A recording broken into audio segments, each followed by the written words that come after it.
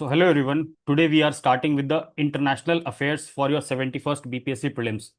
So this is part of our direct hit series 2.0 which is to the point current affairs for your 71st BPSC prelims. तो इसके जितने भी lectures आ रहे हैं ना, जो लोग YouTube पे देख रहे हैं इसको, जो भी हमारे लास्ट के 5-6 वीडियोस हैं वो आप लोग इंश्योर करें कि वो वीडियोस देखें और उसका कंटेंट आप याद करके एग्जाम में जाएं, because these are well researched from 4 to 5 magazines and I have put my heart and soul in these particular lectures. तो इसमें से सारी मेजर बातें जो हैं आपको याद रहनी चाहिए before your prelims exam. So if you have not watched till now, please go and watch those videos. If you want to subscribe the PDF also and the test series also, we have the program running. You can contact at this particular number and join the particular program. और इसका link भी comment में आपको पिंड मिल जाएगा.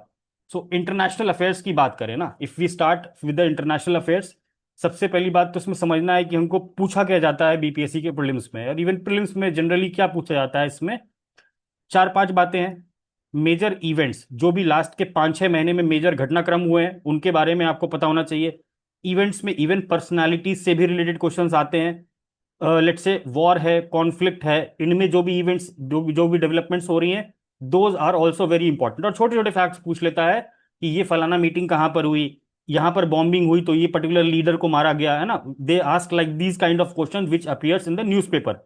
ये जो आपको दृष्टि मैगजीन है, जो आई मैगजीन दृष्टि कर रहे हो आप लोग, that is this time a crap magazine है ना. लाइक ऑलमोस्ट 20-30% चीज उसमें फायदे की है, बाकी सारी चीजें क्रैप है उसमें. So we have done research from last 6 months newspapers also, along with 2-3 compilation magazines also है ना, जो कि हिंदी मीडियम में भी बहुत पॉपुलर है. सो आपको उन चीज़ों के लिए परेशान नहीं होना है, सारी चीज़ें मैंने यहाँ पर कंपाइल कर दी है with respect to IR. So major events, then comes agreements. Important summits होते हैं, एग्रीमेंट्स होते हैं, those things are also asked in your exam. तो इसमें भी स्पेसिफिकली अगर बीपीएससी पूछा है तो आप देखोगे लास्ट की ईयर्स में कोई भी न्यूक्लियर एग्रीमेंट हुई हो किसी कंट्री के बीच में, या कोई मेजर ये बायलैटरल ट्रेड एग्रीमेंट हुआ हो, या कोई फ्री ट्रेड एग्रीमेंट साइन हुआ हो, उस तरह की चीजें डायरेक्टली पूछा जाता है कि किस कंट्री के साथ साइन किया गया. And then comes these conferences, जो हमारे अलग अलग कॉन्फ्रेंस होते हैं. G7 का कॉन्फ्रेंस हो गया, एससीओ की समिट हो गई, these things are also asked, और इनके मेजर आउटकम्स अगर कुछ होते हैं then it is asked.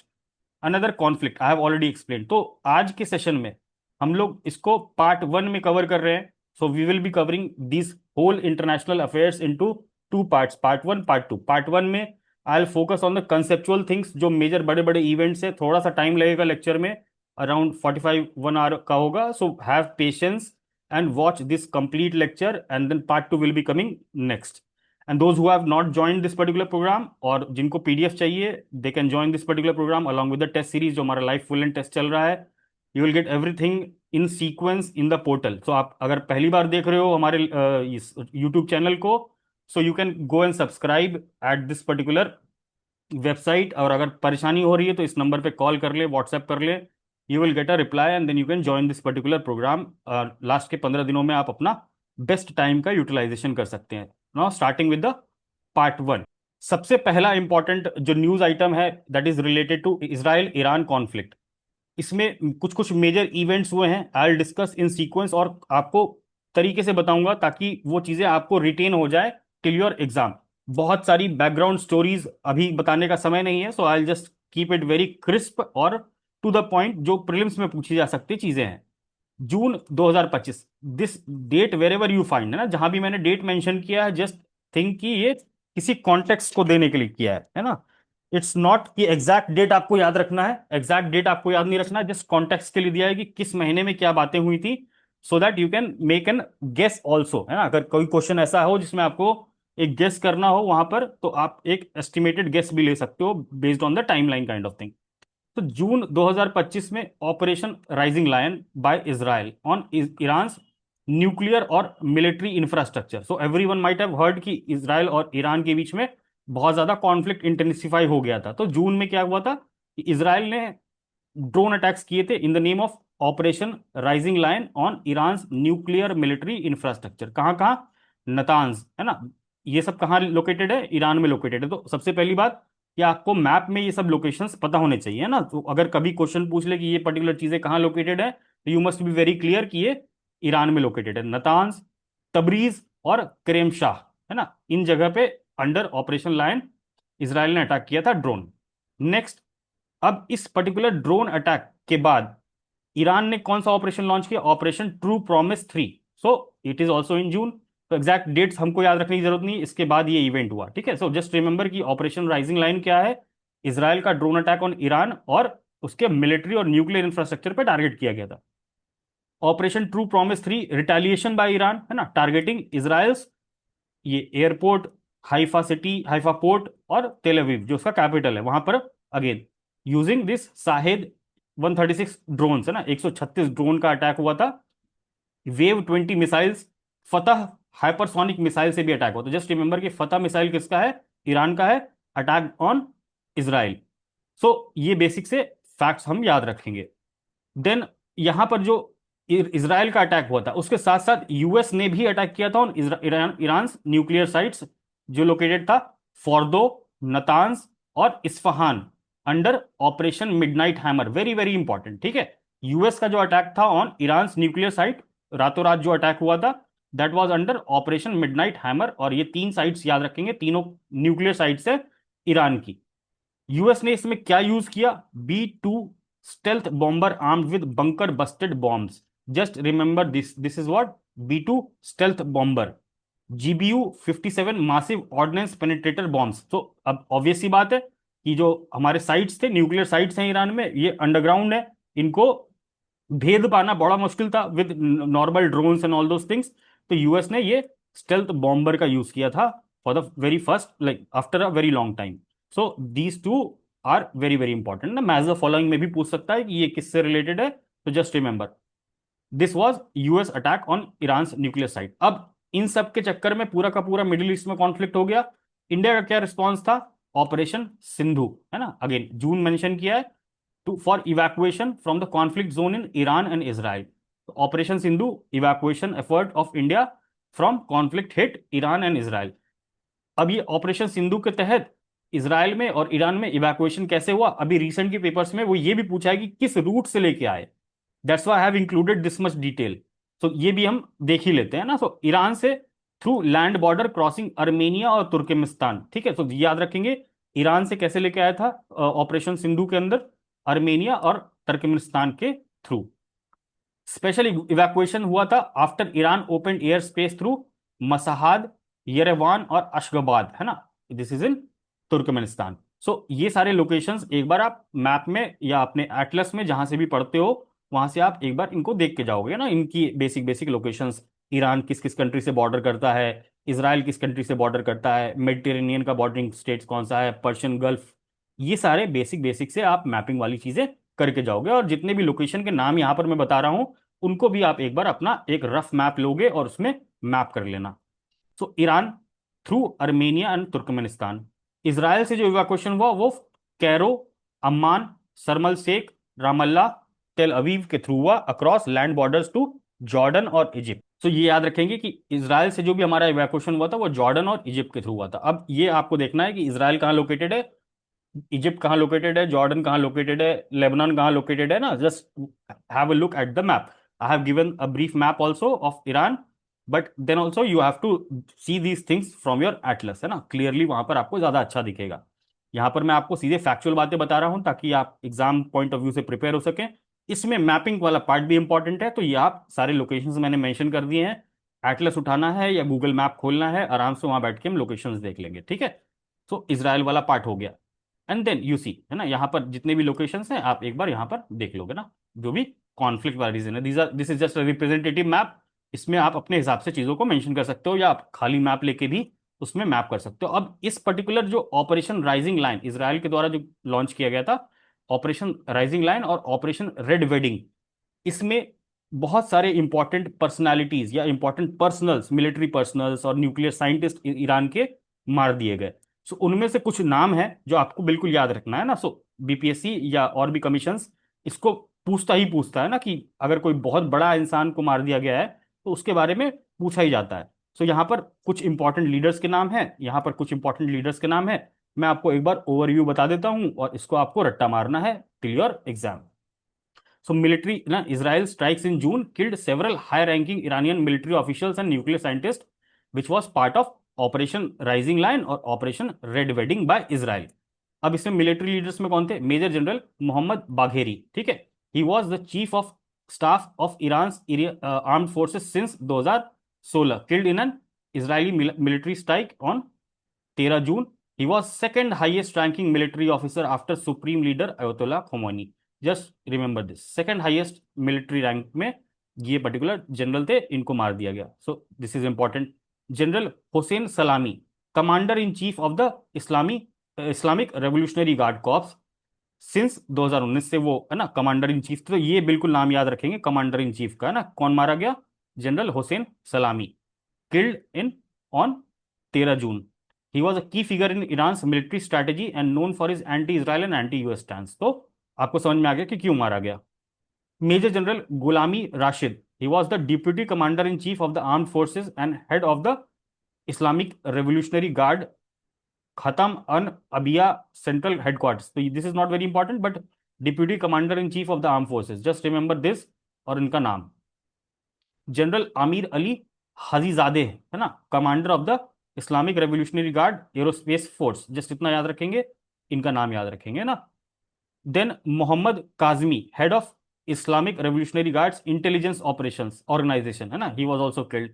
And then general Ali Shadmani, है ना, he was appointed as the head of Iran Khatam al अबीनी head central headquarters. So this is not very important and this is not very important, but these three names are very very important ना. So इन तीन नाम को बिल्कुल याद रखेंगे. और ये वाला नाम तो like these two names will definitely come in your exam if it comes. इधर न्यूक्लियर साइंटिस्ट में मोहम्मद मेहदी तेहरानची, है ना, was a theoretical physicist and president of the Islamic Azad university in Tehran. तो ये इंपॉर्टेंट है, इस यूनिवर्सिटी के प्रेसिडेंट थे. तो ऐसे भी पूछ सकता है कि who which of the following scientist who was the president of Islamic was killed in the attack. So just remember Mehdi Tehranchi. Then Fereydoun Abbasi, है ना, former head of Iran atomic energy organisation. Again Mohammad Reza Siddiqui, है ना, senior nuclear scientist. Again he was also killed. So यहाँ पर दो तीन नाम है, ये इंपॉर्टेंट है, ये सब नाम स्किप कर सकते हैं, जस्ट आपको बताने के लिए बताया यहाँ पर.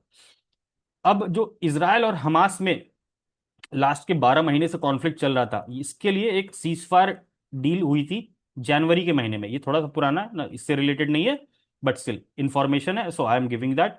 ये सीज फायर डील हुई थी जनवरी में, और इसको किसने मीडिएट किया था? कतर ने, दोहा में ये पर्टिकुलर डील हुई थी, ठीक है, बिटवीन इसराइल एंड हमास. जो कि डील बाद में ब्रेक हो भी गई, है ना, डील मानी भी नहीं जा रही है. दैट्स वाई इतना सारा कॉन्फ्लिक्ट आगे बढ़ा, एस्केलेट हुआ. ये जनवरी की बात है. सो अगर कभी पूछ ले कि इसराइल और हमास में सीज फायर डील कहाँ हुई थी, कौन मीडिएट किया था, तो कतर और दोहा में हुई थी, मीडिएट हुई थी. सो दिस इज इंपॉर्टेंट. अब बेसिक, चूंकि पूरा का पूरा गल्फ रीजन इन्गल्ड है वॉर में, सो हमारे को अपने कॉन्टेक्स्ट से भी जानना जरूरी है. एक दो फैक्ट. तो यहाँ पर एक इंपॉर्टेंट चीज क्या है कि जो हमारे 66% ऑफ इंडिया एनआरआईज है ना, जो भी हमारे 1.34 करोड़, लगभग 66% ऑफ एनआरआईज है, वो गल्फ रीजन में बेस्ड है ना. ओवरऑल वर्ल्ड में जितने भी एनआरआईज इंडिया के, उसके 66% गल्फ रीजन में, UAE, Kuwait, Qatar, Oman, Bahrain. So हमारा स्टेक्स कितना हाई था in Middle East. So this is just a basic fact, nothing important, but this is important. Strait of Hormuz. अब strait of Hormuz क्यों news में था? Because Iran का जो parliament है ना, आफ्टर दिस पर्टिकुलर अटैक, जो इनके न्यूक्लियर साइट्स पर अटैक हुआ ईरान के, उसके बाद ईरान के पार्लियामेंट ने इसके क्लोजर के लिए यूनानिमसली अप्रूवल दिया. So state of Hormuz becomes important. और इसका मैप आपको बिल्कुल पता होना चाहिए. It is located between Persian gulf and gulf of Oman. It is a choke point. यहाँ से 20% वर्ल्ड का एलएनजी पास होता है, लिक्विफाइड नेचुरल गैस. और 25% जो सी बॉन्ड ट्रेड होता है ना, सी से जो ट्रेड होता है, लगभग 25% seaborne oil trade state of Hormuz से गुजर के जाता है. ये दो फैक्ट बिल्कुल इंपॉर्टेंट है. इफ यू रिमेंबर कि जो G20 हुआ था हमारा 69 बीपीएससी में, तो 69 में पूछा था, 68 में पूछा था. तो state of Hormuz any location which becomes very important because of the news. और ये तो बहुत बड़ी बात है ना, पहली बार क्लोज हुआ है ना, it has been close for the very first time. तो स्टेट ऑफ हॉर्मुज का लोकेशन हमको पता होना चाहिए, रेड सी का लोकेशन पता होना चाहिए, और जो भी इंपॉर्टेंट लेट्स से मेडिटेरेनियन हो गया, ब्लैक सी हो गया, है ना, इवन रशिया यूक्रेन के कॉन्टेक्स्ट में भी अगर आप देखो, तो जो भी मेजर मेजर ओशंस हैं, सीज हैं, वो ज्योग्राफी में आप लोग मैपिंग वाले पार्ट में भी करते हो. यहाँ पर जितनी भी चीजें बता रहा हूँ, उन चीजों को एक बार वापस जाके हम मैप में वापस से देख लेंगे, ताकि हमारा और सॉलिडिफाई हो सके ज्योग्राफी वाला पार्ट. Moving forward. अब ये तो सारी बात हो गई इसराइल और ईरान और वेस्ट एशिया का जो भी क्राइसिस चल रहा था यहाँ से रिलेटेड। Next is US. अब US, if you see the BPSC का प्रीवियस ईयर क्वेश्चन पेपर है ना, करंट अफेयर्स का पार्ट अगर देखोगे तो you will get at least 2 to 3 questions every year from the United States, चाहे वो किसी भी फॉर्म में पूछा हो। अदर इलेक्शन हो रहा हो तो उससे रिलेटेड कुछ पूछ लेगा, या कुछ इंपॉर्टेंट मीटिंग हुई हो तो उससे रिलेटेड पूछ लेगा। तो you will see every year 2 questions from USA, है ना, either related to president, either related to some meeting. So US is very important. यहाँ पर अब दो चीजें हैं, है ना, development with respect to USA. तो यूएसए से रिलेटेड जो भी डेवलपमेंट हुई है after the coming of Trump, major major बातें जो पूछी जा सकती हैं, जो न्यूज में थी, दोज आई हैव कवर्ड। और इन एक साइड चल रहा है, इधर की साइड इंडिया यूएस रिलेशन में क्या क्या चला है after coming of the Trump. इधर से स्टार्ट करते हैं, then will move to the right side. Trump became the 47th president of USA January 2025। JD Vance vice president. अब ये नाम आपको बेसिकली देख लेने पड़ेंगे ना एक बार। आप कमेंट बॉक्स में मुझे वहां के डिफेंस सेक्रेटरी का नाम भी बताइए और होम सेक्रेटरी का नाम बताइए, ठीक है। So just let me know these two names, because हमेशा कोई भी मीटिंग होती है तो these two person always come and go from India. तो इन चार नामों को हमको बिल्कुल याद करके रखना है ना। Then there was a department started by Donald Trump named as DOGE, department of government efficiency. सबने सुना ही होगा, है ना। इसका हेड किसको बनाया गया था स्टार्टिंग स्टार्टिंग में? इलॉन मस्क और विवेक रामास्वामी, ठीक है। अब इन दोनों का क्या हुआ? रामास्वामी को सैक कर दिया गया जनवरी में ही, within 10-15 days, because he was in disagreement with Trump's policy. So इनको रिजाइन करने के लिए मजबूर कर दिया गया था, और ये रिजाइंड ऑल्सो। मस्क को बाद में रिजिग्नेशन देना पड़ा मई में, है ना, सारा नाटक हुआ बहुत ज्यादा। सो वो पूरी स्टोरी ना बताते हुए मैं आई टेल यू कि वन बिग ब्यूटीफुल बिल, है ना, which the Trump government brought, उसके ऊपर इलॉन मस्क का डिसएग्रीमेंट था। ये one big beautiful big is related to tax spending of United States, है ना। So because of this particular bill Elon Musk resign in May. So again, one big beautiful bill किससे related है? United States से related है, और Elon Musk ने resign कर दिया because of this particular bill. So just remember. और ये दोनों पार्ट थे किसके? Department of government efficiency, DOGE. अब when Trump came, he took some important presidential actions, है ना, not very important for our prelims, but ठीक है, anything can be asked from this particular actions. Number 1, restoring names that honour America's greatness, है ना। ऐसा एक presidential action था जिसमें रीनेम किया गया दो प्लेसेस को, माउंट देनाली को माउंट मैकिनली बना दिया गया। Like he renamed Mount Denali to Mount McKinley. Can tell someone tell me in the comment box what is Mount Denali? और नॉर्थ अमेरिका की हाईएस्ट माउंटेन पीक कौन सी है? Please let me know. Similarly सारे continents की highest mountain peak कौन सी है? Let me know in the comment box. Second, Gulf of Mexico का नाम बदल के क्या कर दिया गया? Gulf of America. Another executive action was what? Withdrawal from, है ना, यूएसए का विड्रॉल हो कर दिया किससे? UN triple F C, United Nation Framework on Climate Change, Paris Agreement 2015 से। देन वर्ल्ड हेल्थ ऑर्गेनाइजेशन से भी विड्रॉ कर लिया ट्रंप ने, यूनेस्को से भी विड्रॉ कर लिया, यूएनएचआरसी से भी विड्रॉ कर लिया, और ओईसीडी के ग्लोबल टैक्स डील से भी विड्रॉ कर लिया। सो कभी भी पूछ ले कि ये organisations, like US has recently withdrawal from which of the following organisations, तो ये 5-6 नाम हमको बिल्कुल रटे होना चाहिए, ठीक है। So this is the executive order which was passed in January. Then another order was redefining birthright citizenship. तो वैसा पूछ ले कि किस कंट्री ने रिसेंटली बर्थराइट सिटीजनशिप को रीडिफाइन किया है, तो United States of America. Redefining birthright citizenship. अब इसके डिटेल में आपको पढ़ना हो तो आप गूगल करके पढ़ सकते हैं, बट यहां पर बहुत टाइम लग जाएगा चीजों को समझाने में। America first trade policy approach, है ना। So America first trade policy approach, आप लोग सब देख रहे हो ना कि डोनाल्ड ट्रंप का क्या अप्रोच है with respect to tariff and all those things. तो अमेरिका को पहले रखना है फर्स्ट ट्रेड पॉलिसी अप्रोच, तो उसी के तहत ये सारी चीजें हो रही है जो टैरिफ वॉर चल रहा है अभी।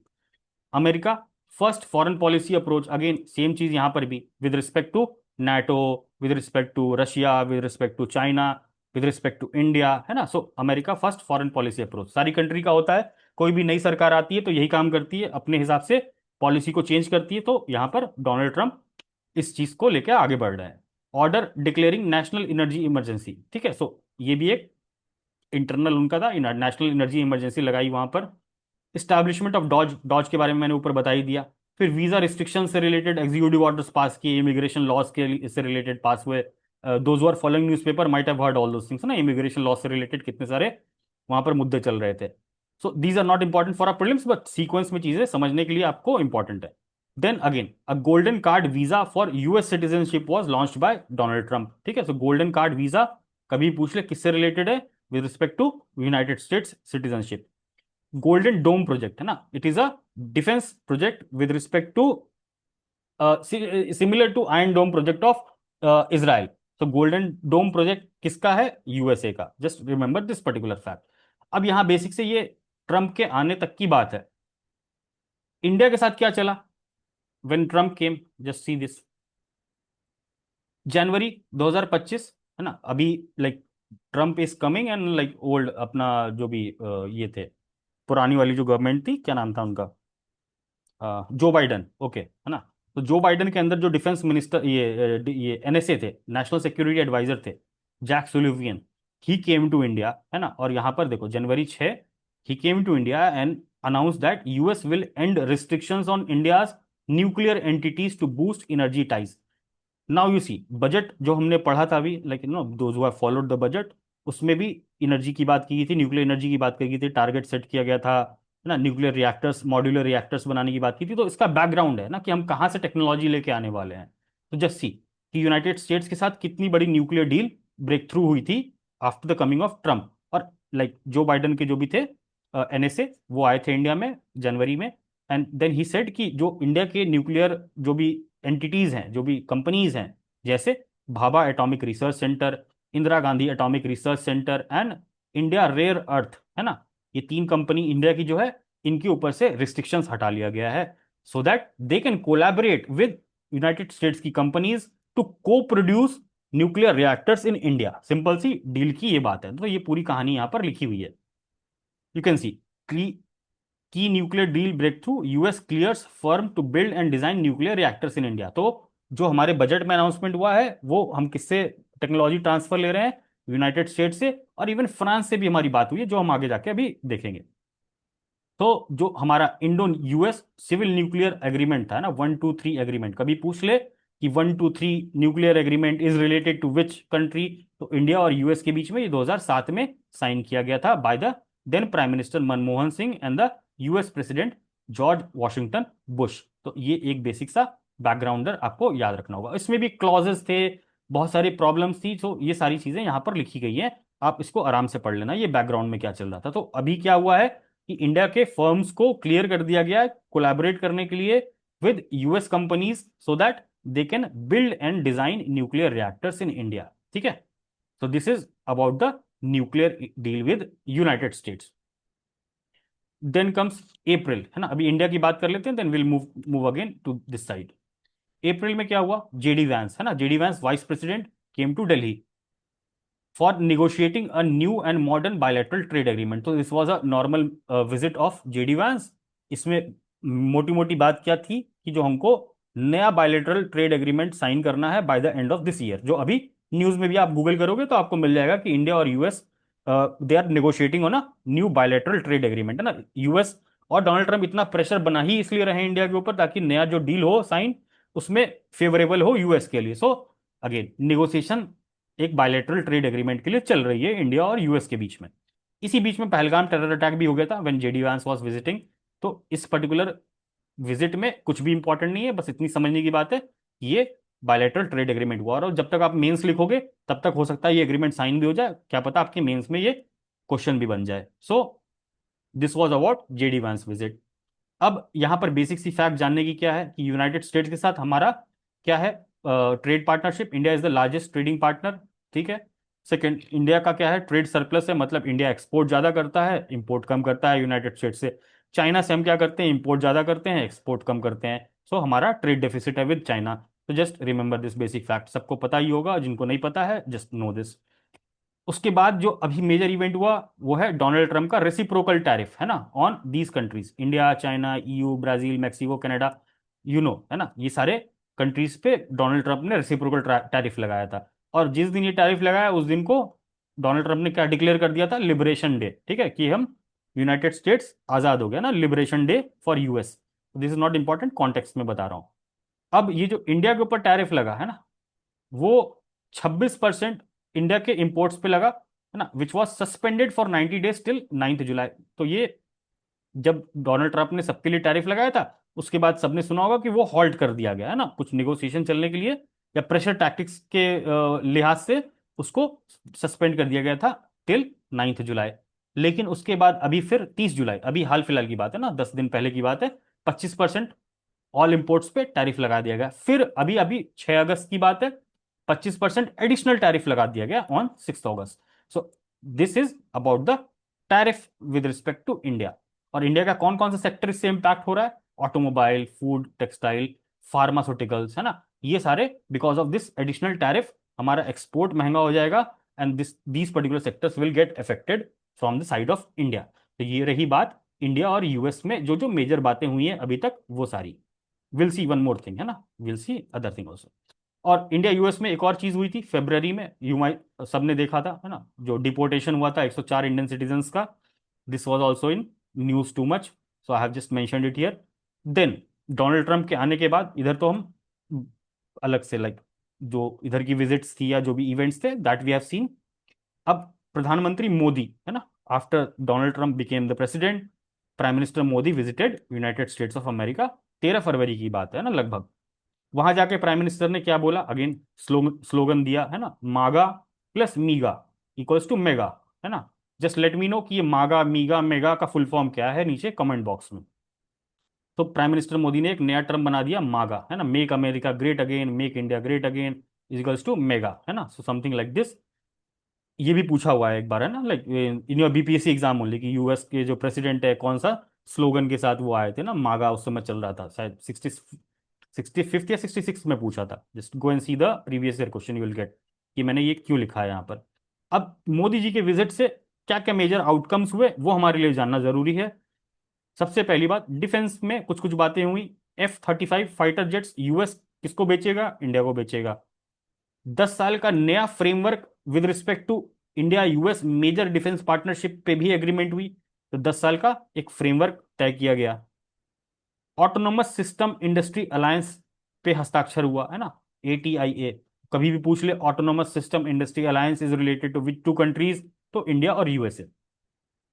Extradition of 26/11 terror accused Tahawwur Rana, इसको एक्स्ट्राडाइट कर भी लिया गया है अब। Procure and co produce Javelin anti tank guided missiles in India. So Javelin anti tank guided missiles US कहाँ प्रो प्रोड्यूस करेगा? इंडिया में, ठीक है। So this is related to defence. Then comes economy. Economy में mission 500 launch किया गया। So very important, mission 500 किससे related है? इंडिया यूएस के ट्रेड से रिलेटेड है, जिसमें टारगेट क्या किया गया है? $500 billion in annual bilateral trade by 2030। तो this is a new mission with respect to economy of India and US. So bilateral trade, new bilateral trade agreement by December 2025। ये देख लो आप, है ना, यहाँ पर जो जेडी वैंस मैंने बोला था, ये बायलेटरल ट्रेड एग्रीमेंट नेगोशिएट करने की बात हुई थी। तो मोदी जी जब गए थे तब भी ये बात हुई कि हमारा दिसंबर 2025 तक नया BTA हम लोग साइन कर लेंगे। तो India is now negotiating individual level पे bilateral agreements with bilateral trade agreements with many countries. तो ये भी यूएस के साथ चल रहा है। इंडिया ने बोला कि India will increase oil and gas imports from USA to decrease trade imbalance. अभी मैंने यहां बताया कि इंडिया का क्या है? ट्रेड सरप्लस है। तो ट्रेड इम्बैलेंस किसके लिए है? ट्रम्प के लिए है, ठीक है। ही सेइंग कि हम ज्यादा इंपोर्ट कर रहे हैं, हमको करना क्या है? एक्सपोर्ट। तो उन्होंने कहा कि भैया आप हमसे, जो आप रशिया से सस्ता ऑयल खरीद रहे हो, अब हमसे खरीदो ज्यादा। सिंपल सी बात है। अभी भी वही चीज हमारे ऊपर टैक्टिक्स अपनाई जा रही है ना, यू सी, कि हमारे पर टैरिफ्स और ट्रेड वॉर, ये सारी चीजें इसी कॉन्टेक्स्ट में लगाई जा रही हैं। सो दिस इज देयर डिमांड कि ऑयल और गैस आप हमसे ज्यादा खरीदो। USA should support India's membership in International Energy Agency. So India is not a member of IEA. So US India की मेंबरशिप को सपोर्ट करेगा, ऐसी वहां पर डिक्लेरेशन हुई। Both will implement 1, 2, 3 civil nuclear agreement. जो मैंने ऊपर बोला सिविल न्यूक्लियर एग्रीमेंट, ऑलमोस्ट अब वो इंप्लीमेंट हो भी गया है ना, like it is in the implementation phase, because जो उनके ऊपर रिस्ट्रिक्शंस थी वो हटा दी गई है। अब इंडिया और यूएसए की कंपनीज कोलैबोरेट करेंगी and they will build small modular nuclear reactors, जो भी बजट में अनाउंसमेंट हुआ, ठीक है। Both will implement 1, 2, 3 civil nuclear agreement. Construction of US designed nuclear reactors in India, again मैंने बता दिया स्मॉल मॉड्यूलर रिएक्टर्स और जो एडवांस मॉड्यूलर रिएक्टर्स हैं वो इंडिया में डिजाइन और बिल्ड होंगे। Collaborate on advance modular nuclear reactors, तो वही वाली बात है। तो इंडिया यूएस के बीच में न्यूक्लियर डील साइन हुई है, and 123 civil nuclear agreement is related to United States, so this is all about economy वाला पार्ट। देन कम स्ट्रैटेजिक, है ना, जो स्ट्रैटेजिक इंडिया और यूएस के बीच में डिसीजंस लिए गए, उसमें से पहला था launch of TRUST initiative. Can someone tell me in the comment box TRUST का फुल फॉर्म क्या है, please let me know. This particular initiative was launched to promote application of critical mineral technologies in areas like defense, artificial intelligence, semiconductor, quantum, biotech, energy, space। जितने भी industry 4.0 के आपके applications है, सब जगह critical mineral की technologies का use है। इसको इसी को लेके एक ट्रस्ट इनिशिएटिव लॉन्च किया गया है, जिसका फुल फॉर्म आपको नीचे कमेंट में बताना है। Then expansion of Indus innovation for collaboration in again these sectors, है ना, again Indus collaboration, India, IND India और यूएस, इनोवेशन से related in these particular areas. So इसको याद रखेंगे, Indus innovation is related to India US. Strategic mineral recovery initiative launch किया गया, है ना, it will help India access critical minerals like lithium, cobalt, है ना, और ये क्या है, रेयर अर्थ एलिमेंट्स। इसके लिए एक एमओयू साइन किया गया बिटवीन एएनआरएफ, एएनआरएफ मैंने सबको बता दिया था लास्ट क्लास में, अनुसंधान नेशनल रिसर्च फाउंडेशन, जो कि रिसेंटली दिसंबर में इंडिया ने बनाया था ना, रिप्लेसिंग दैट 2007 वाला, व्हाट आई वाज टेलिंग, 2007 में जो ऑर्गेनाइजेशन थी।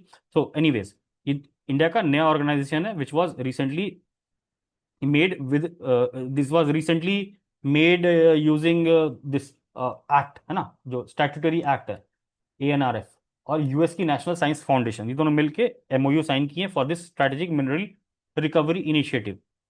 Then comes new Indian Ocean strategic venture launch किया गया फॉर इंडो पैसिफिक, है ना, Indo Pacific, this is important. Indian Ocean strategic venture किसके बीच में, इंडिया और यूएस के बीच में। यूएस इंडिया कॉम्पैक्ट इनिशिएटिव भी लॉन्च किया गया for 21st century to drive transformative changes across pillar of cooperation. तो जितने भी पिलर्स ऑफ कॉपरेशन है इंडिया यूएस के, उसके लिए कॉम्पैक्ट इनिशिएटिव लॉन्च किया गया, जिसका फुल फॉर्म क्या है, catalysing opportunities for military partnership, accelerated commerce and technology. तो यू सी यहाँ पर कैटलाइजिंग अपॉर्चुनिटीज, अगेन ये क्या बोल रहा है, drive transformation changes across pillars of cooperation. तो जितने भी इंडिया यूएस के पिलर्स ऑफ कॉपरेशन है, सबको कैटलाइज करने के लिए ये particular India US compact initiative launch किया गया है, जिसका फुल फॉर्म क्या है, कैटलाइजिंग अपॉर्चुनिटीज फॉर मिलिट्री, है ना, जिससे डिफेंस आ गया, एक्सेलरेटेड कॉमर्स, यहाँ इकोनॉमी आ गया, और यहाँ क्या आ गया, टेक्नोलॉजी आ गया। तो ओवरऑल कॉम्प्रिहेंसिव इसमें कवरेज है। देन अभी इसमें एक दो चीजें और है, यूएस ने अभी, डोनाल्ड ट्रंप ने क्या स्टैब्लिश किया, अगेन प्रेसिडेंशियल ऑर्डर के थ्रू, स्ट्रैटेजिक बिटकॉइन रिजर्व। तो अगर कभी वन लाइनर क्वेश्चन आ जाए कि recently which country has established a strategic Bitcoin reserve, तो इट इज यूनाइटेड स्टेट्स।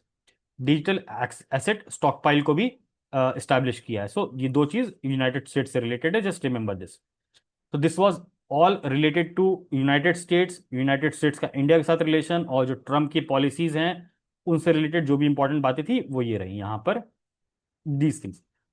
अब जो ट्रम्प और ईरान, लाइक यूएस ईरान, इनके बीच में क्या चल रहा है, इनके बीच में भी टॉक्स चल रही है विद रिस्पेक्ट टू JCPOA, है ना, which is about renegotiating the nuclear deal with Iran. So Iran के ऊपर अभी अटैक भी हुआ, उसी कॉन्टेक्स्ट में हुआ कि Trump was pressurising Iran to negotiate a new deal, but उन्होंने जो 60 दिन का समय दिया है ना, डोनाल्ड ट्रंप ने अनाउंस किया था मार्च के महीने में शायद, और अयतुल्ला खुमैनी को 60 दिन का मोहलत दी थी कि आप हमसे ट्रेड, ये फिर से न्यूक्लियर डील निगोशिएट करो, बट उनका, ईरान का कोई रिस्पॉन्स नहीं आया, तो दे स्टार्टेड अटैकिंग, इसराइल ने अटैक किया, फिर यूएस ने भी अटैक किया, जो हमने ऊपर ऑपरेशन हैमर और वो वाली चीजें देखी। ये थोड़ा सा पुराना है ना, अगेन मार्च की बात है। ट्रंप ईरान से रीनिगोशिएट करना चाह रहे हैं न्यूक्लियर डील। ये न्यूक्लियर डील का जो बैकग्राउंड है वो क्या है, joint comprehensive plan of action, JCPOA, कब साइन किया गया था, 2015 में, ठीक है, जस्ट रिमेंबर कि ये बाद में डोनाल्ड ट्रंप इससे बाहर भी आ गए थे 2018 में, ठीक है, अगेन उसके बाद अभी जो भी ये दोबारा आए हैं, तो they want to renegotiate this particular deal with Iran. इसके लिए बहुत राउंड्स ऑफ टॉक चले, ठीक है, so round of talk which is mediated by Oman. तो यूएस और ईरान के बीच में जो टॉक्स चल रही है with respect to nuclear this renegotiation, वो कौन मीडिएट कर रहा है, ओमान, है ना, ओमान। और कहाँ कहाँ हो रहा है वो हम लोग नीचे देखते हैं ना। इससे पहले कुछ इवेंट्स हुए है ना, जो ये जो पर्टिकुलर नेगोशिएशन हो रहा है इससे पहले कुछ इवेंट्स हुए। एक इवेंट हुआ था ईरान में, एक बहुत डेडली ब्लास्ट हुआ था, बहुत बड़ा ब्लास्ट हुआ था एट शाहिद रजाई port which is part of बंदर अब्बास पोर्ट। अगेन ये शाहिद रजाई पोर्ट अगर आप मैप में गूगल में डाल के देखोगे तो यू विल सी कि ये बंदर अब्बास पोर्ट पे है ना। सो अगेन मैप वाला पार्ट यहाँ से आप लोग देख लोगे। अभी जो ब्लास्ट हुआ इसमें ना तो यूएस रिस्पॉन्सिबल था ना तो इसराइल रिस्पॉन्सिबल था। This was because of some ammonium perchlorate जो कि एक एक्सप्लोसिव है, वो उनके कंटेनर में रखा हुआ था पोर्ट में, वो ब्लास्ट हुआ। इसमें यूएस और इसराइल का कोई रोल नहीं था। अब ये पर्टिकुलर ब्लास्ट के बाद क्या हुआ कि ईरान के ऊपर वापस से प्रेशर बना with respect to this talk. तो यहाँ पर अप्रैल के महीने में नेगोशिएशन शुरू हुई, और ये जितने भी टॉक्स हो रहे हैं मीडिएटेड बाय ईरान। तो पहला राउंड ऑफ टॉक कहाँ हुआ? Muscat. Second round of talk कहाँ हुआ? ओमान। तीसरा round of talk again Muscat, and then it is still being negotiated. अब तो आई डोंट नो कि क्या चल रहा है। तो जस्ट याद रखेंगे मीडिएटेड बाय ओमान। और ये सेकेंड राउंड ऑफ टॉक कहाँ हुआ था? रोम में हुआ था, दैट्स इट। बाकी सब ओमान में चल रहा है। यूएस विड्रू फ्रॉम जीएस जेसीपीओ इन 2018, ये मैंने ऊपर अभी बताई दिया आप लोगों को कि वापस से रीनिगोशिएट कर रहे हैं इस पर्टिकुलर एग्रीमेंट को। अब चूंकि ईरान, अगेन एवरीवन नोज कि ईरान के जो प्रॉक्सीज हैं वेस्ट एशिया में वो दो तीन प्रॉक्सीज हैं, एवरीवन नोज। हाउथी है ना। सो हाउथी पे अटैक किसने किया? यूएस ने। Just see Operation Rough Rider, ये ऑपरेशन भी याद रखेंगे। यूएस का अटैक था ऑन यमन। यमन में कौन रहता है? हाउथीज। हाउथी कंट्रोल्ड है। हाउथीज कौन है? ईरान के प्रॉक्सीज हैं, ठीक है। So again Israel, Iran, US, Iran. So US ने वापस से यहाँ हाउथीज पे अटैक किया, और इनमें ये जो यमन में पोर्ट है रास ईसा ऑयल पोर्ट, इस पे अटैक किया था यूएस ने under Operation Rough Rider. And this was the largest US military operation in Middle East by Donald Trump 2.0, ठीक है। So this is the significance. और ये पहली बार यूएस ने अटैक किया है किसी भी ऑयल इंफ्रास्ट्रक्चर में यमन में, बदला लेने के लिए ना। और इसमें बाद में यूके भी आ गया था, है ना, यूके मतलब ब्रिटेन भी आ गया था। और जो बाद में फिर इसका सीज फायर अनाउंस कर दिया गया था with respect to Yemen. So just remember यहां पर से कि ऑपरेशन रफ राइडर यमन, और ये पर्टिकुलर ऑयल पोर्ट कहां पर है? यमन में। देन अगेन ट्रंप की एक और पॉलिसी ना, दिस इज जून की पॉलिसी थी, banning travel from 12 countries after terror attack in Colorado. तो कोलोराडो में जो कि यूएस का एक शहर है, वहां पर टेरर अटैक हुआ था। वहां उसके बाद उन्होंने 12 देश के नागरिकों के लिए ट्रैवल बैन कर दिया था यूनाइटेड स्टेट्स में। सो this is not very important, but ठीक है, न्यूज में था, that's why I told you. Now comes Russia Ukraine war, है ना। रशिया यूक्रेन वॉर भी आप देख रहे हो कंटिन्यूस न्यूज में है। बहुत सारे इवेंट्स हुए, उनमें से कुछ इवेंट्स जो सबने देखे होंगे, सुने होंगे कहीं ना कहीं यूट्यूब पे, शॉर्ट्स पे, कहीं पे भी। सो this is what is important. Everyone knows कि ये जो वर्बल स्पैट हुआ था between Donald Trump, JD Vance, है ना, और ये यूक्रेन के प्रेसिडेंट जेलेंस्की, है ना, दिस वाज इन फेब्रवरी। ये again Donald Trump again negotiate कर रहे हैं विद यूक्रेन ऑल्सो। तो दिस वाज इन अप्रैल। अब ये जब स्पैट हो गया ना, जब जेलेंस्की के साथ बहुत गंदा बहस वहस सब हो गई थी, सबने देखा ही था। उसके बाद ये सारे लीडर्स जो यूरोप के लीडर्स है ना, ये सारे इकट्ठा हुए लंदन में, और इन्होंने समिट कैरी की, सिक्योरिंग आवर फ्यूचर, जो कि लंदन समिट के नाम से भी जाना जा रहा है। मार्च के महीने में हुआ था, है ना। फरवरी में यहाँ स्पैट हुआ, जेलेंस्की उठ के गए सीधे यूरोप, उनसे सपोर्ट मांगा क्योंकि नाटो है ना, ऑफ कोर्स वही सपोर्ट करेगा। यहाँ पर ब्रिटिश के प्राइम मिनिस्टर कीन स्टैमर, उनके नेतृत्व में ये particular securing our future summit हुआ था लंदन में, है ना, टू डिस्कस यूक्रेन डिफेंस। तो ये एक इवेंट था, जस्ट रिमेंबर कि ये वन लाइनर फॉर्म में पूछ सकता है सिक्योरिंग आवर फ्यूचर, है ना, ये समिट कहाँ हुआ था एंड किस कॉन्टेक्स्ट में हुआ था। तो this was in context of Zelensky, है ना, मतलब यूक्रेन और रशिया। 1 जून 2025 को Operation Spider Web, this was launched by Ukraine. This was the largest drone attack on Russian air bases by Ukraine.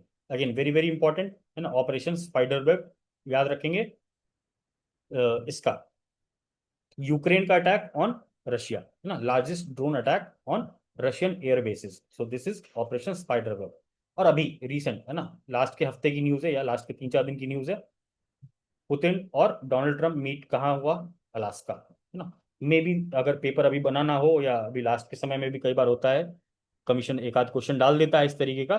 तो ये जो अभी रिसेंट में मीटिंग हुई है पुतिन और डोनाल्ड ट्रंप के बीच में कहाँ हुई है? अलास्का। अलास्का कहाँ पर है? Please check in the map.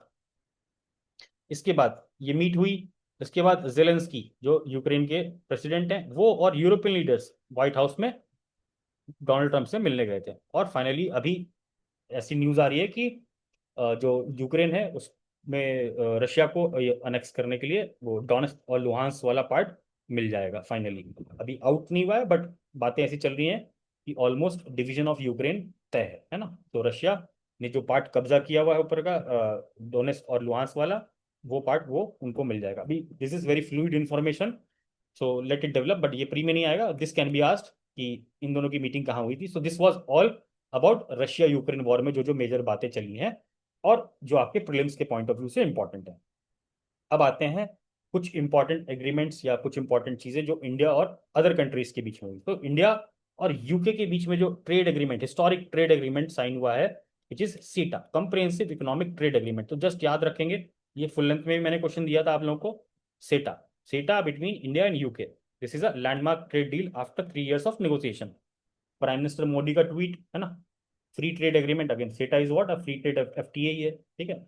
Along with double contribution convention, just remember ये डबल कंट्रीब्यूशन कन्वेंशन भी विद यूके ही है ना। सो दस रिमेंबर सेटा और double convention, double contribution convention, both are related to India UK.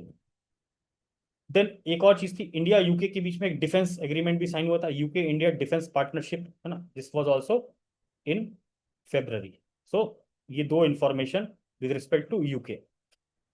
अब जो ये historic trade deal हुई है बिटवीन इंडिया यूके, इसमें थोड़ा सा आप देख लो, ये ना पीआईबी का ये आर्टिकल है। स्टार्टिंग स्टार्टिंग की जो मोटी मोटी बातें हैं जो पूछी जा सकती हैं, these are given here. 99% of India's export to benefit from zero duty, है ना। Just remember this particular fact, 99% जो इंडिया एक्सपोर्ट करेगा that will be duty free. Opens up massive export opportunities for labour intensive sectors, जो हमारे labour intensive sectors हैं, जैसे textiles, marine products, leather, footwear, sports goods, toys, gems, jewelleries and other important sectors such as engineering goods, auto parts, engines, organic, है ना। ये सारी चीजों को हम एक्सपोर्ट करेंगे तो we will get 99% duty free, ठीक है। So just remember few of them, अगर वहां ऑप्शन में आए ये सारी चीजें तो आप सबको टिक करके आ जाइएगा ना। ऑलमोस्ट सारी चीजें ही हैं यहाँ पर, आप देख लो, इतना सारा याद करना ही पॉसिबल नहीं है। और वो ऑप्शंस भी ऐसे बनेंगे ताकि ऑल ऑफ द अबव ही हो, तो वहां पर कंफ्यूज नहीं होंगे। Significant boost to trade in services, ये तो ट्रेड्स इन गुड हो गया। सर्विसेज में आईटी, जो हमारे आईटी की सर्विसेज हैं, फाइनेंशियल सर्विसेज हैं, प्रोफेशनल सर्विसेज हैं, बिजनेस सर्विसेज है, एजुकेशनल सर्विसेज है, इन सबको भी फायदा मिलेगा। ग्लोबल मोबिलिटी में भी फायदा होगा, यहाँ से जो हमारे यंग इंडियंस हैं जो पढ़ने जाते हैं, है ना, उनके लिए भी फायदा होगा। 3 year एग्जेम्पन from social security payment for Indian employees working in the UK. तो जो सोशल सिक्योरिटी है उसके पेमेंट्स की भी आपको एग्जेम्पन मिल जाएगी, है ना। क्योंकि इंडिया में तो ऐसा नहीं होता, बट आप अगर फॉरेन जाओगे तो वहाँ हर चीज़ के लिए, हेल्थ केयर के लिए, हर चीज़ के लिए आपको पैसा अलग से देना पड़ता है सरकार को। सो उसके लिए भी एग्जेम्पन मिलेगा। सो this was about India UK सेटा, है ना। तो ये बिल्कुल याद रखेंगे। और यहाँ पर डिफेंस पार्टनरशिप का जो ये है, defence partnership India, which is what, a dedicated cell within the UK's ministry of defence. तो यूनाइटेड किंगडम की जो मिनिस्ट्री ऑफ डिफेंस है उसके अंदर एक सेल बनाया गया है जिसका नाम दिया गया है डिफेंस पार्टनरशिप इंडिया। तो this is related to again UK. इतनी सी बात है। And then will move to other things, है ना। जैसे अभी एक और अग्रीमेंट है which is very important, Denmark और इंडिया के बीच में green transition alliance initiative launch किया गया। तो green transition alliance initiative between India और डेनमार्क। ग्रीन स्ट्रैटेजिक पार्टनरशिप, अगर ऐसा टर्म आ जाए कभी न्यूज में, थोड़ा सा पुराना है बट ना, डिपेंड्स की कॉन्टेक्स्ट में अगर पूछ ले तो GSP, green strategic partnership, is again Denmark और इंडिया। सो दो चीज, ग्रीन ट्रांजिशन अलायंस इंडिया और ग्रीन स्ट्रैटेजिक पार्टनरशिप, दोनों डेनमार्क से रिलेटेड है। प्राइम मिनिस्टर मुर्मू, है ना, हमारी जो प्रधानमंत्री, ये प्रेसिडेंट है, शी विजिटेड पोर्चुगल, स्लोवेनिया, है ना। कुछ खास बात इंपॉर्टेंट नहीं है प्रीलिम्स के लिए, बट कॉन्टेक्स्ट क्या है, 50 साल डिप्लोमेटिक रिलेशन का हुआ। और यहाँ पर भी एफटीए निगोशिएशंस पोर्चुगल के साथ इंडिया का चल रहा है, जो कि इस साल के अंत तक अगेन फाइनलाइज किया जाएगा। सो nothing very important. Slovenia, after 29 years India के प्रेसिडेंट गए थे वहां पर। अब यहाँ पर जाके उनको हाईएस्ट ऑनर मिला, अवार्ड मिला, वो सब चीजें नहीं पूछता अब, है ना। तो उन सब चीजों पे ध्यान नहीं देंगे कि प्रधानमंत्री मोदी को इतने अवार्ड मिल गए या वहाँ का हाईएस्ट ऑनर मिल गया, वो सब चीजें अब नहीं पूछी जाती है ना। वो 5 साल 10 साल पहले जब मोदी जी आए थे, जब शुरू में मिल रहा था, तब वो हो रहा था। अब तो ये तमाशा हो गया एक्चुअली, है ना। So nothing very important. Then prime minister Modi visit, बहुत सारे विजिट्स हुए थे लास्ट के 5-6 महीने में, उनमें से कुछ कुछ जो इंपॉर्टेंट है I have covered here. Cyprus, है ना, जून में गए थे। जस्ट कॉन्टेक्स्ट देने के लिए यहाँ पर डेट भी मेंशन कर दिया, ताकि you can have an overview about the timeline also ना, कि बहुत पुराना। अभी सितंबर का, अक्टूबर का ना, आपका एग्जाम दिसंबर में हुआ था, 13 दिसंबर, उसके बाद फिर से री एग्जाम हुआ था। तो वो पुरानी वाली बातें आप भूल जाइए ना, जो आईआर में जो रिसेंट की बातें होती हैं 4 5 6 महीने की, that becomes very important. So we have covered those things only. Cyprus गए थे अभी जून में, है ना। First visit in 20 years by a prime minister, है ना, इंडियन प्राइम मिनिस्टर। इंपॉर्टेंट क्या था? यूपीआई, है ना। यूपीआई यहाँ पर स्टार्ट कर दिया गया है, एमओयू एनपीसीआई के साथ साइन किया गया था। तो ये बहुत इंपॉर्टेंट है ना, ये स्पेशली यूपीआई वाला, बिकॉज अभी आप लास्ट ईयर के यूपीएससी का प्रीलिम्स देखोगे, उसमें भी पूछा गया था, बिकॉज दीज थिंग्स हैपेंड। तो यूपीआई, सिप्रस। दूसरा NESIX CSE, है ना, इसके बीच में गिफ्ट सिटी में कुछ एमओयू साइन हुआ है। This is not very important, this is related to stock market, nothing important, है ना। गिफ्ट सिटी अगर नहीं पता किसी को कहाँ पर है, तो वो गुजरात में है, ठीक है। This is very very important. फिर prime minister Modi went to Croatia, first Indian PM to visit Croatia. This is important. 4 MOU sign हुए, इसमें से कुछ भी इंपॉर्टेंट नहीं है, जो आपको प्रीलिम्स के लिए याद रखना है। कॉन्टेक्स्ट बताने के लिए मैंने यहाँ बता दिया। सऊदी अरेबिया गए, है ना, अप्रैल में। सेकेंड स्ट्रैटेजिक पार्टनरशिप काउंसिल की मीटिंग हुई यहाँ पर, है ना, nothing important. Discussion on India middle east economic Europe economic corridor, अब ये इंपॉर्टेंट है ना। This I have given in the test also, question आपको मैप वाला। तो India middle east Europe economic corridor, इसका मैप भी देखेंगे, और एक बार बेसिक विकीपीडिया भी आप लोग पढ़ लोगे ना, व्हाट इज दिस। तो Saudi Arabia, nothing very important. फिर श्रीलंका, है ना, श्रीलंका गए थे अप्रैल में। यहाँ कुछ भी खास बात नहीं हुई, एक्सेप्ट कि यहाँ पर भी यूपीआई स्टार्ट किया गया था, जो मैंने यहाँ लिख दिया है। मॉरिशियस अप्रैल में गए थे, सॉरी मार्च में गए थे। यहाँ पर कुछ कुछ इंपॉर्टेंट बातें हैं। न्यू पार्लियामेंट बिल्डिंग इंडिया वहां पर बनाएगा, ऐसा एग्रीमेंट हुआ। प्राइम मिनिस्टर मोदी ने वहां महासागर विजन अनाउंस किया, है ना, महासागर vision for global south. Very very important है ना, महासागर विजन किसके लिए? इंडो पैसिफिक टिक करके नहीं आ जाएंगे एग्जाम में, है ना, कि इंडो पैसिफिक के लिए है, इंडियन ओशियन के लिए है, इस तरीके से टिक नहीं कर जाएंगे। महासागर विजन किसके लिए? ग्लोबल साउथ के लिए। Mutual and holistic advancement for security and growth across regions. तो जो हमारा सागर डॉक्ट्राइन था, है ना, Sagar doctrine was for Indo Pacific, उसको एक्सपैंड करके अभी इसको ग्लोबल साउथ के लिए करने के लिए महासागर विजन अनाउंस किया था प्राइम मिनिस्टर ने when he visited Mauritius. India और मॉरिशस के टाइज को एलिवेट कर दिया गया है, enhanced strategic partnership, ESP। Very very important, ठीक है, this is important.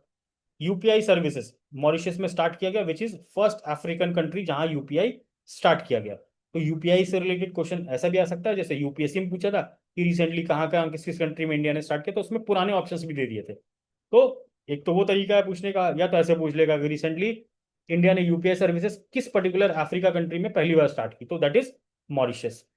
Then Sri Lanka में भी यहाँ गए थे, तब यहाँ पर भी यूपीआई सर्विसेज स्टार्ट की गई थी। इससे पहले, है ना, नेपाल में, भूटान में, सिंगापुर में, यूएई में और फ्रांस में भी हमारी यूपीआई सर्विसेज एक्टिव है। सो ये फैक्ट याद रखेंगे। टाइज क्या एलिवेट हुई है? Enhance strategic partnership with Mauritius. Coming to India Qatar, फरवरी में bilateral ties elevated to strategic partnership, है ना, ये याद रखेंगे। इंडिया कतार स्ट्रेटेजिक पार्टनरशिप पे बायलेटरल ट्राइज को एलिवेट किया गया है, और इंडिया और मॉरिशस के टाइज को एनहांस्ड स्ट्रेटेजिक पार्टनरशिप। तो ऐसा पूछ सकता है कि इंडिया का जो टाई है, बायलेटरल टाई है, एनहांस स्ट्रेटेजिक पार्टनरशिप किस कंट्री के साथ हुआ है, और वहां पर आपको कतार भी ऑप्शन दे दे। But remember, ESP is with respect to Mauritius, और strategic partnership SP is with respect to India Qatar, जिसका नाम क्या दिया गया था, मतलब लाइक फॉर्मल नाम क्या है? Agreement on the establishment of bilateral strategic partnership. So India कतार, और यहाँ पर भी यूपीआई लॉन्च कर दिया गया। तो अभी आप नाम देख लो ना, इतने सारे नाम तो यहाँ होगा यूपीआई के लिए, एक यहाँ पर यूपीआई है, और एक अभी सिप्रस में भी यूपीआई। सो इतने यूपीआई, इतने कंट्रीज में यूपीआई स्टार्ट हो चुका है, या सर्विसेज अवेलेबल है इंडिया की। So this was about India Qatar. France, very very important, है ना। Prime minister went to France in February. AI action summit था, जो इंडिया भी को चेयर कर रहा है ना, prime minister Modi AI action summit attend करने गए। This is the third AI summit. अगला जो समिट होगा वो कहाँ होगा? इंडिया में होगा, मतलब चौथा जो समिट होगा एआई वाला, वो कहाँ होगा? इंडिया में होगा। अब इस पर्टिकुलर समिट में जो भी जॉइंट डिक्लेरेशन हुआ है ना, एक तो होता है ना कि भाई सारी कंट्रीज आई वहां पर जॉइंट डिक्लेरेशन होगा, उसका यूएसए पार्ट नहीं था, ठीक है, यूएस ने मना कर दिया साइन करने के लिए। This is important. अब ये जो एआई एक्शन समिट हुआ है ना, यहाँ पर दो तीन चीजें लॉन्च की गई। Number one, coalition for sustainable AI launch किया गया है ना, which is a global initiative by France, United Nations environment programme और इंटरनेशनल टेलीकम्युनिकेशन यूनियन, ठीक है। तो कोलेशन फॉर सस्टेनेबल एआई इसका इनिशिएटिव है, ग्लोबल इनिशिएटिव है फ्रांस का, यूनाइटेड नेशंस एनवायरमेंट प्रोग्राम का और आईटीयू का। ये याद रखेंगे, यहाँ इंडिया नहीं डाल के आ जाएंगे ना, इंडिया का नहीं है, ठीक है। एक और इनिशिएटिव लॉन्च किया गया, करंट एआई, है ना, which is a what, a global public interest AI partnership which is led by France की फंडिंग, है ना, फ्रांस फंड कर रहा है, प्लस और भी जो छोटे मोटे ऑर्गेनाइजेशन है, प्राइवेट ऑर्गेनाइजेशन है, they are funding this particular thing, current AI. एक इंडिया का लॉन्च हुआ, हनुमान, है ना, बाय भारत जीपीटी, ठीक है। Bharat GPT again it is funded by Reliance industries और आईआईटी बॉम्बे के लोगों ने इसको इनिशिएट किया हुआ है ना, Bharat GPT, just like chat GPT, Bharat GPT क्या है, अब मल्टीलिंगुअल एआई सिस्टम, जो कि लार्ज लैंग्वेज मॉडल है, एलएलएम, मैंने पहले ही बताया एलएलएम का फुल फॉर्म क्या है, large language model, multilingual AI system है सपोर्टिंग 12 इंडियन लैंग्वेजेस। तो ये हनुमान लॉन्च किया गया था during this AI action summit in February। सो ये तीन बातें इस पर्टिकुलर समिट की हैं। देन अब प्राइम मिनिस्टर गए थे तो वहां पर आईटीईआर भी विजिट किया, which is related to fusion reactor, है ना, जो फ्यूजन रिएक्टर वहां पर बन रहा है फ्रांस में, वहां पर भी विजिट किया। Can someone tell me in the comment box ITER का फुल फॉर्म क्या है? 2024 2047 road map for India Indo France strategic partnership. तो ये एक रोड मैप भी साइन हुआ इंडिया फ्रांस के बीच में। इंडिया फ्रांस 2026 को ईयर ऑफ इनोवेशन की तरह मनाने के लिए डिक्लेयर हुआ, है ना। तो year of innovation declared as declared between India and France for 2026। So again important fact. India inaugurated consulate general of India at Marseilles, ठीक है, मर्सिलीज नाम की एक जगह है फ्रांस में, वहां पर ये particular consulate general of India को इनॉग्रेट किया गया ना। It is the entry point for IMEC. IMEC क्या है? India middle east economic corridor, जो ऊपर मैंने बताया, ठीक है। तो India middle east economic, Europe economic corridor, Europe में भी एंट्री कहाँ से करेगा? फ्रांस में, मर्सिलीज। तो यहाँ पर कॉन्सुलेट जनरल ऑफ इंडिया बनाया गया ताकि जो भी हमारा आने वाले समय में ट्रेड हो उसके लिए पहले से तैयारी होके रखी जा सके। सो फ्रांस के साथ ये सारी बातें। इंडिया फ्रांस, है ना, कोलैबोरेशन, ये थोड़ा सा पुराना है, दिसंबर 2024 का मैंने ले लिया। इंडिया और फ्रांस कोलैबोरेट कर रहे हैं क्या बनाने के लिए? World's largest museum which is known as Yuge Yugeen Bharat national museum, जो न्यू दिल्ली में बन रहा है, ठीक है। सो अगर कभी पूछ ले तो इंडिया और फ्रांस के कोलैबोरेशन से ये पर्टिकुलर म्यूजियम बन रहा है। Then a letter of intent, अब न्यूक्लियर एनर्जी की मैंने बात की थी, प्राइम मिनिस्टर मोदी की विजिट के समय में लेटर ऑफ इंटेंट साइन किया गया for partnership on small modular reactor और advanced modular reactor. Again US से भी इंडिया सपोर्ट ले रहा है टेक्नोलॉजी, और सेम फ्रांस से भी ले रहा है, ठीक है। So these two countries are actively participating in India this nuclear programme, जो भी अभी हमारा बजट में लॉन्च हुआ था। ये सारी बातें होंगी इंडिया फ्रांस की ना। अब छोटी छोटी बातें हैं, है ना, जो छोटे मोटे कंट्रीज हैं, इनके या तो प्राइम मिनिस्टर प्रेसिडेंट इंडिया में आए या इंडिया के यहाँ गए, this was in news, so I have picked up which are important. Angola, है ना, मई में न्यूज में था, इंडिया के लाइक देयर प्राइम मिनिस्टर और प्रेसिडेंट केम, और या इंडिया के गए। तो मैंने वो चीज नहीं लिखी है, बट काम की बात जो है, do that thing only you have to remember. Angola signed international solar alliance framework becoming 123rd member. So remember 123rd member कौन बना है इंटरनेशनल सोलर अलायंस का? अंगोला। अंगोला का सिग्निफिकेंस क्या है? It is India's second largest African source of crude oil and LNG, liquefied natural gas. Africa में सबसे ज्यादा इंडिया इंपोर्ट किस कंट्री से करता है एलएनजी और crude oil? Late me know in the comment box please. Lobito corridor से related एक कुछ रेल इंफ्रास्ट्रक्चर प्रोजेक्ट वहां पर चल रहा है, तो इंडिया बोला कि हम उसमें भी सपोर्ट करेंगे। तो लोबिटो कॉरिडोर कहाँ पर है? Have a look on the map, है ना, वेरी सिंपल, यहाँ अफ्रीका है, ये रहा आपका लोबिटो कॉरिडोर, है ना, ये लोबिटो। आप यहाँ पर मैप देखोगे आपको दिख जाएगा, ठीक है। सो अंगोला से रिलेटेड ये तीन important facts. Bhutan, February, support for Bhutan 13th 5 year plan. So India supporting Bhutan का 13वां 5 year plan, nothing important. India support कर रहा है, असिस्ट कर रहा है भूटान के माइंडफुलनेस सिटी प्रोजेक्ट गेलेफू को ना। लास्ट ईयर का न्यूज है, जो भूटान में बन रहा है Gelephu, world's first mindfulness city, है ना। सो इंडिया इसमें असिस्ट करेगा। फिर ये हाइड्रो इलेक्ट्रिसिटी का प्रोजेक्ट है, इसमें इंडिया सपोर्ट कर रहा है। Inauguration of integrated check post at Darrang Assam, ये भी स्टार्ट किया गया है। तो जस्ट रिमेंबर कि दरांग कहाँ पर है, असम में, और इंडिया और भूटान के बीच का चेक पोस्ट है ना। चेक पोस्ट कई बार पूछ लेता है। भूटान हो गया। लेट्स सी न्यूजीलैंड, है ना। न्यूजीलैंड अगेन मार्च की बात है, उनके प्राइम मिनिस्टर आए थे इंडिया में, तो नथिंग इंपॉर्टेंट। अगेन यहाँ पर भी एफटीए नेगोशिएशन की बात चल रही है। इटली अप्रैल में मेलोनी, यू सबने देखा ही ना, प्राइम मिनिस्टर मोदी और मेलोनी का केमिस्ट्री। तो इटली इन अप्रैल। यहाँ पर क्या किस चीज पे काम चल रहा है, जॉइंट स्ट्रैटेजिक एक्शन प्लान 2025 से 29। तभी ये नाम आ जाए तो इंडिया और इटली का रिलेशन है ये, ठीक है। जॉइंट स्ट्रैटेजिक एक्शन प्लान 2025 से 29, डिटेल में अंदर में बहुत सारी बात है, एनर्जी की बात है, डिफेंस कोऑपरेशन की बात है, ठीक है, इंडो पैसिफिक की बात है। तो ये almost strategic action plan, joint strategic action plan. तो स्ट्रैटेजिक लेवल पे जब हम कोऑर्डिनेट करते हैं किसी कंट्री के साथ, तो मल्टीपल डोमेन्स में कनेक्ट करते हैं ना। तो नथिंग वेरी इंपॉर्टेंट, ये नाम याद रखेंगे कि ये इससे रिलेटेड है, इंडिया इटली। कमिटमेंट किसके लिए किया गया है, IMEEC। अगेन सारी कंट्रीज, यूरोप की भी, सारी कंट्रीज मिडिल ईस्ट की भी, जो भी इसके स्टेक होल्डर्स हैं, सबसे कमिटमेंट या सबसे बातचीत चल रही है about IMEC। So you see कि कितना इंपॉर्टेंट प्रोजेक्ट है, इंडिया जहां भी जा रहा है वहां इससे रिलेटेड बातें हो रही हैं। और ऑलमोस्ट, है ना, जितने भी कंट्रीज पे विजिट हो रहा है, either of a prime minister और डिफेंस मिनिस्टर और आर फॉरेन मिनिस्टर, सब जगह IMEC की बात हो रही है, because this is one of the very big infrastructure projects which India is spearheading. ठीक है, सो इटली हो गया। कुवैत दिसंबर, थोड़ा सा पुराना है ना, अगेन यहाँ कुवैत के साथ भी इंडिया का रिलेशनशिप स्ट्रैटेजिक पार्टनरशिप पे एलिवेट हो गया। सो यहाँ पर ये चीज़ है। और कुवैत में जब दिसंबर में विजिट हुआ था प्राइम मिनिस्टर का विजिट, ये 43 ईयर्स में पहली बार विजिट था। Kuwait is India six largest crude oil supplier, है ना। So Kuwait is again six largest. ऊपर हमने यहाँ पर देखा ये कौन सा था, Angola, second largest African source. Moving forward, okay, so this is done. तो जितनी भी मेजर इंपॉर्टेंट बातें थी आज के लिए we have covered. In the next class we will cover other important things which are one liner facts, है ना, जो वन लाइनर फैक्ट्स हैं, पर्सनालिटीज हैं, समिट्स हैं, कॉन्फ्रेंसेज, जैसे नाटो का समिट हुआ था उससे रिलेटेड इंपॉर्टेंट फैक्ट, जैसे G7 की समिट हुई थी, वो सारी चीजें हम लोग अगले क्लास में सिस्टमैटिकली कवर कर लेंगे। तो ओवरऑल आपका इंटरनेशनल अफेयर्स जो भी प्रीलिम्स के हिसाब से इंपॉर्टेंट है, जो जिस तरीके के क्वेश्चंस पूछे आ सकते हैं, we have covered each and everything. अब आपका ड्यूटी ये है कि आप इसको कल तक एब्जॉर्ब कर लें, है ना, ये जो 8-10 पन्ने हैं इनको एब्जॉर्ब कर लें।